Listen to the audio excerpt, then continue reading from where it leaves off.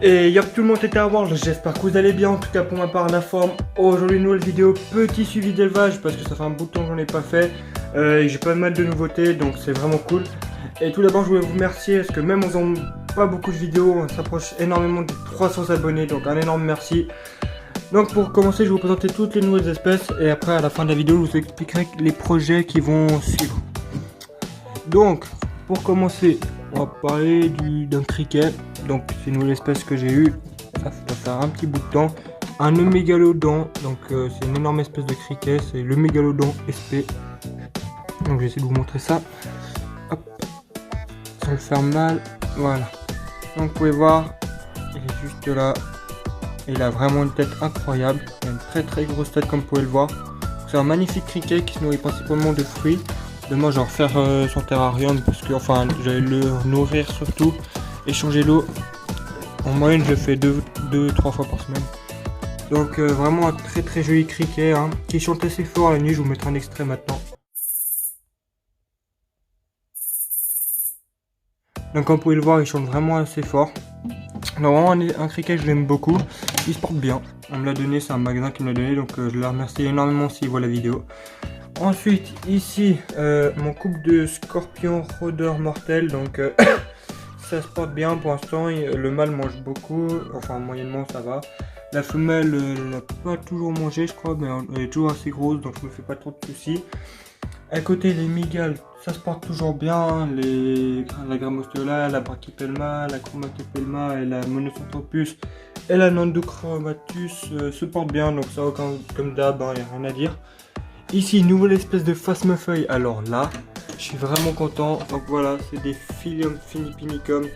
Donc je suis vraiment très content. Une espèce de phasmofeuille qui est vraiment connue, qui est la meilleure pour débuter, je crois. En tout cas, plein de gens me l'ont dit.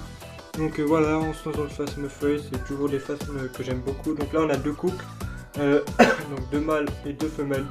Donc hâte de voir ce que ça va donner. Là, ils sont encore juvéniles. Il y a encore pas mal de mues à faire avant de devenir adultes.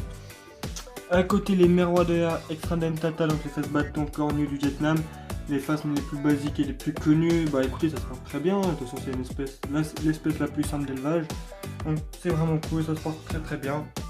À côté les Aratons SP, pareil ça se porte bien, j'en vends pas mal pour l'instant, donc j'en ai plus beaucoup, je crois que je l'avais dit dans une vidéo précédente, je vais arrêter cette espèce.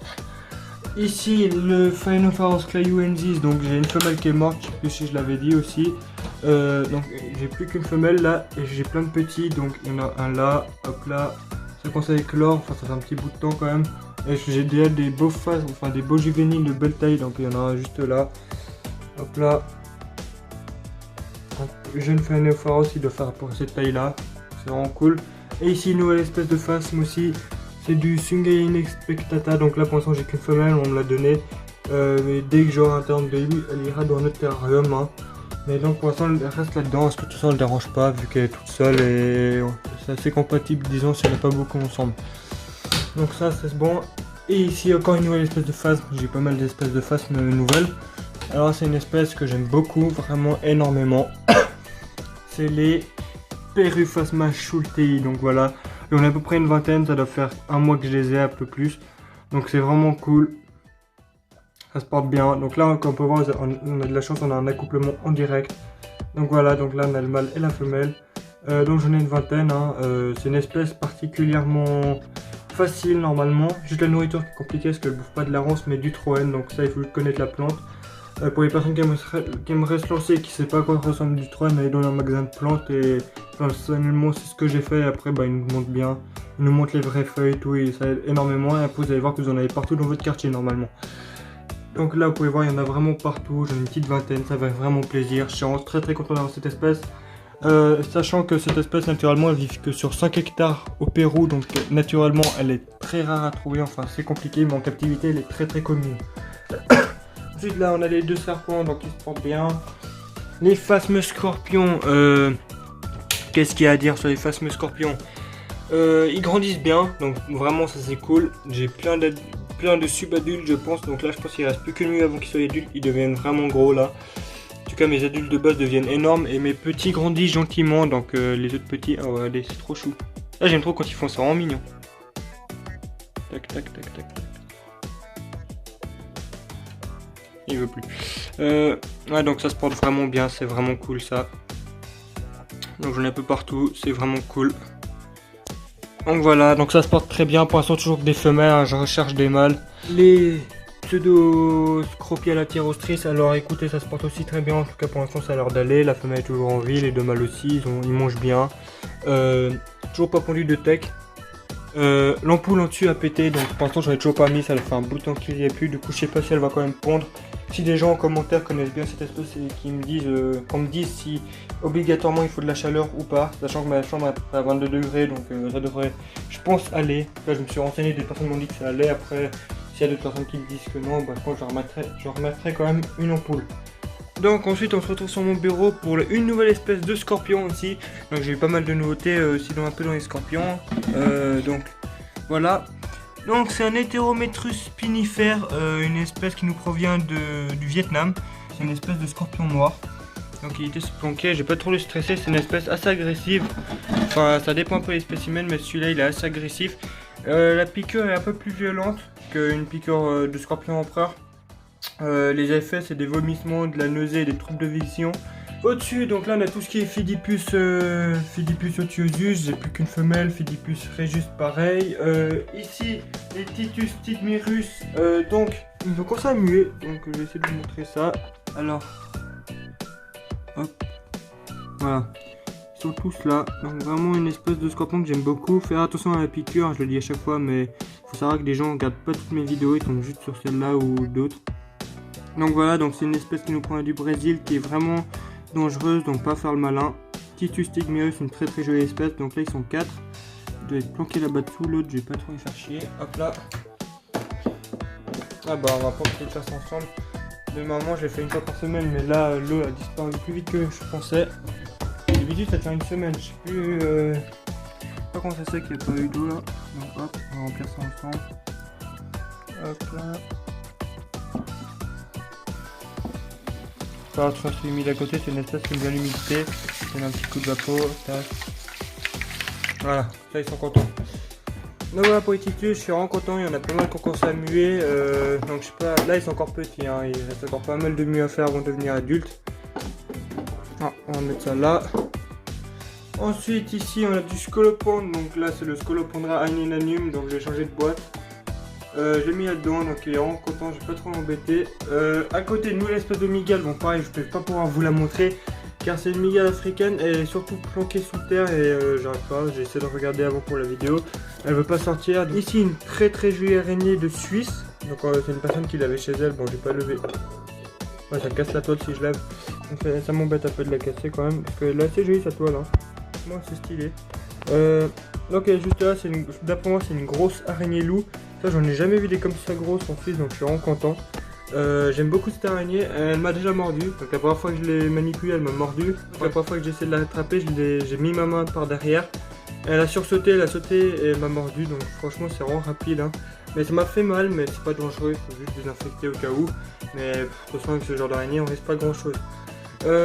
Ensuite là les Scipiodea, bah ça se passe bien. Ici les Peucetia lucasi, alors j'ai mis le mâle et la femelle ensemble, ils se sont toujours pas bouffés, donc c'est cool. Je me suis un peu plus renseigné sur l'espèce, c'est une espèce qui peut cohabiter.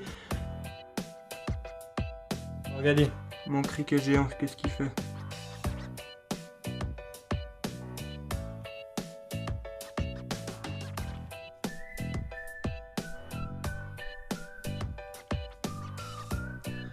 Et donc avant de nous quitter, les projets, donc il y a beaucoup de projets à venir.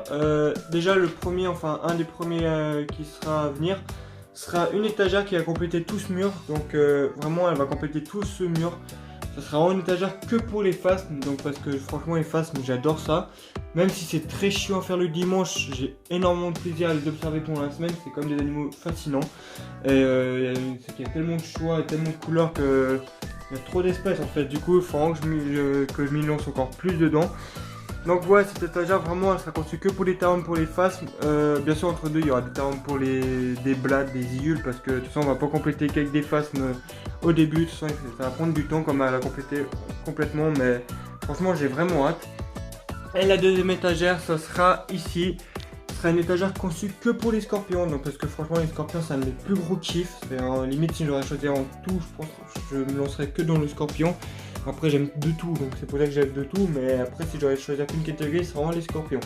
Donc bref, assez parlé, c'est vraiment une étagère que pour les scorpions, donc en bas il y aura 2 aquariums pour Linus Imperator et une autre espèce d'Heterometrus. Et ensuite ce sera plutôt des scorpions désertiques, justement je dois calculer si je dois mettre des lampes chauffantes pour les accouplements, c'est pour ça que ça me prendra un peu plus de temps à réfléchir, à me renseigner.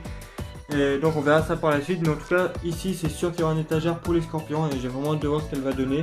Surtout que j'ai vraiment essayé de la faire le plus classe possible, on va sûrement la peindre en noir, tout avec des Bose Exotera et des lampes chauffantes, je prendrai les plus stylées. Parce que franchement j'ai envie de la mettre bien cette étagère. Mais donc ouais, ça va prendre du temps, on verra, de toute façon c'est pas pour tout de suite, il y a plein d'autres projets.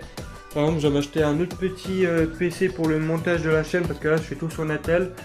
Et la tour de mon PC, disons, j'ai pas trop confiance qu'elle bug de temps en temps. Enfin, disons, j'ai pas envie d'acheter un bon logiciel cher pour qu'en fait à la fin, je sais pas, il y a des problèmes avec le téléchargement de vidéos ou d'autres choses. Donc je préfère m'acheter un petit PC pour moi, genre un PC portable en même temps pour le travail, pour plein d'autres trucs, pour tout en fait, qui sera vraiment concerné que pour le travail. Et aussi une caméra pour voir des meilleures qualités et un micro, comme ça j'arrêterai de vous casser les oreilles avec ma voix. Ce serait peut-être un peu mieux. Mais donc ouais, pas mal de projets comme vous voyez pour la chaîne. Et encore un énorme merci, parce que là la vidéo je l'ai fait en plusieurs jours. J'ai regardé de nouveau le nombre d'abonnés, enfin j'ai vite fait checker la chaîne. Et en fait on a déjà gagné plein d'autres abonnés, on est déjà à 287 abonnés. Donc un énorme merci, ça fait vraiment plaisir. Vraiment très gros merci à vous, ça me fait vraiment très plaisir. Donc bref, sur ce, moi je vous laisse, je vais aller dormir parce que demain je travaille tôt en plus. Donc je vous souhaite une excellente soirée et nous on se retrouve dans une prochaine vidéo. Bye.